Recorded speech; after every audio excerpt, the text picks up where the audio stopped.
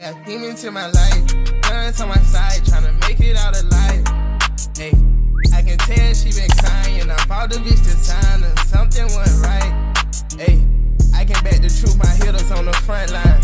I bought a watch cause I got tired of ducking one time. I told my nigga give me a price, he said look. What's good, YouTube? It's Cuss by Mal on this good Tuesday, man. We're starting off with a drop fade today.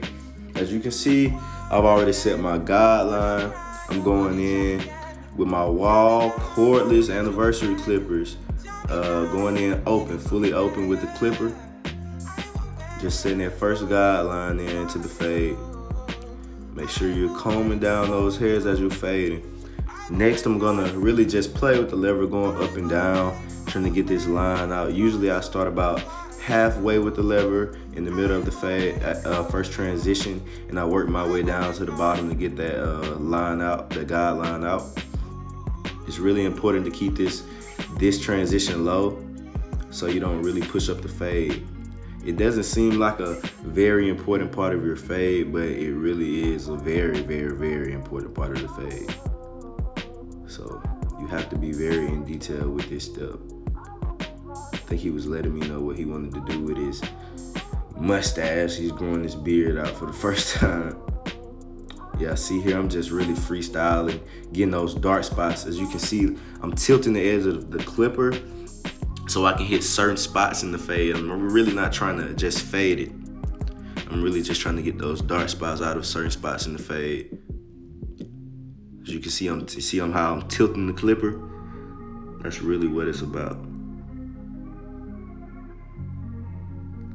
Here I'm going in with my half guard fully closed.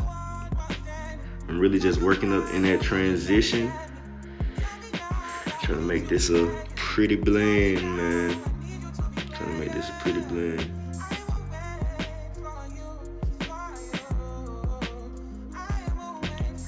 The part that I didn't get was taking off the bulk with the 1.5 guard.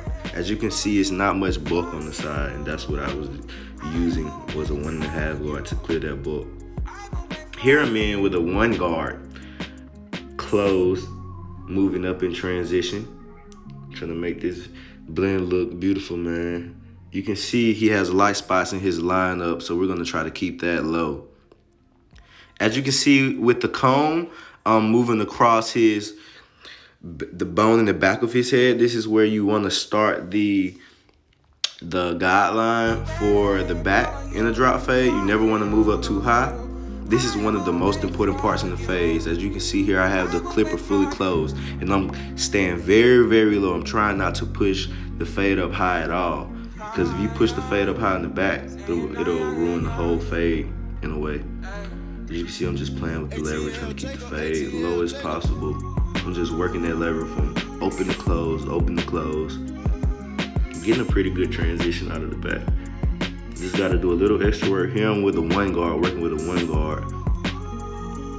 Really just trying to get those dark spots out, 1 guard open. It's coming out pretty good. I know next I'm about to go in with the half guard. For sure, yeah, half guard close, 0.5. Working that last guideline out. I should be able to do some detail work to that back with my clipper open. I just opened the half guard. Now the half guard's closed, actually. Now I'm doing clipper, just freehand work, doing some detailing, getting those dark spots out. Trying to get this fade finished. Working these dark spots out, man. Freehand work. I always like to go back and do some detailing in my fade. Even at the end of the cut, I always come back and do some detailing just in case I see something that I didn't like. See, just getting those dark lines out, trying to get that bottom line out with my Babyliss FX Customs.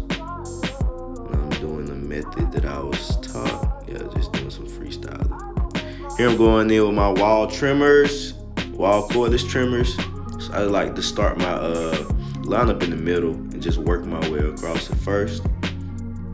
Coming out pretty crispy. As you can see, he has thin spots in his corners, so it's very important not to push those corners back. I'm just working my way with the C cup naturally. I'm not pushing it up any more than it already is naturally.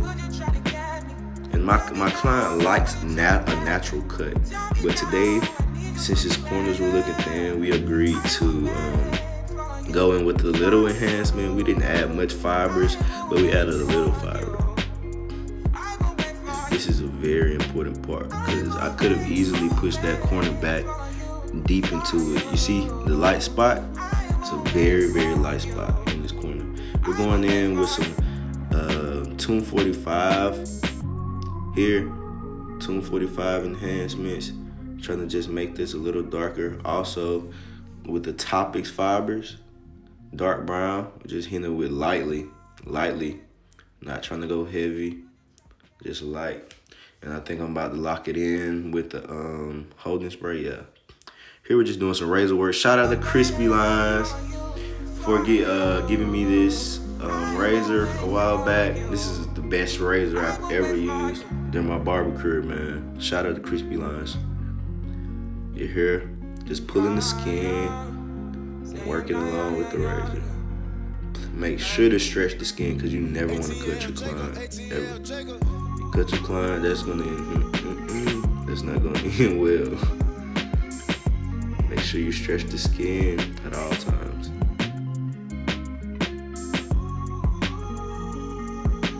Moving on to the next side. Same concept. Same exact concept. Man, it was nice talking with you all on this good Tuesday, man. I hope you enjoyed the video. Subscribe for more.